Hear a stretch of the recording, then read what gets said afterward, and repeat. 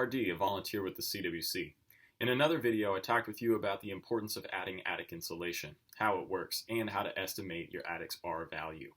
Now, I'm going to share some footage of potential problems you may see in your attic, how to tell you if you have pests up there, what to look for in your ductwork, and more. So let's get our heads back up there and check it out. While we're looking, we're also going to watch for low spots because, again, the insulation should be even and our heat is going to follow the path of least resistance. So if we've got a low spot, that's where our heat is going to go. So we're going to look for any places where the insulation may have been moved or cleared or shifted, and an ideal situation has a flat, even blanket that's about the same height everywhere. You also want to look out for compressed insulation. If we've pressed our insulation down, it loses its R value. It's less effective at that heat transfer. So if you're like me and you've got these boxes and decorations and stuff up here compressing your insulation, we're actually making it harder for this insulation to do its job. We can also check for wet, dirty, or moldy insulation. That's usually going to indicate that there's some kind of leak from above.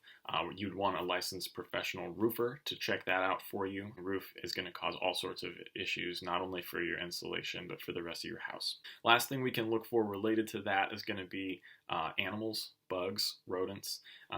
We're likely to have scared anything up here into hiding by knocking and announcing ourselves and coming up kind of loudly. But we can look for droppings, we can look for tears in the ductwork, we can look for insulation, things like that that have been moved or nested with. Those can be indicators, and you'll want to get a pest control professional out if you find rodents or something else living in your attic.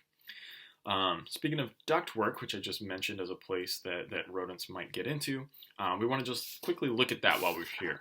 So any ductwork has to be worked on by a professional HVAC contractor.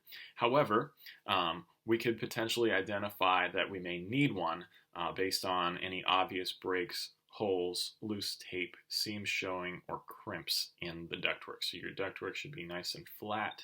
The air should be able to get through it easily, and the insulation should be fully fastened and attached. Anywhere that it's not, your air-conditioned air is going to leak out into the attic instead of getting into the house where we really want it. So if you do decide that you need more insulation, again, if you measure less than R19, you're going to really benefit from that. And if you decide to go that route, you're going to want to check with your insulation contractor to make sure that they do not block your soffit vents. So your soffit vents are at the far edge of the roof, and they're going to be where the air comes in from outside.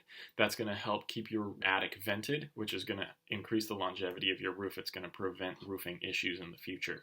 So it matters. You want to make sure that your contractor doesn't block it, and a qualified insulation contractor will know how to advise you about that. I hope this two-part insulation series taught you that having your attic properly insulated will not only save you money on your energy bills while heating and cooling your home, but will also keep you and your family more comfortable.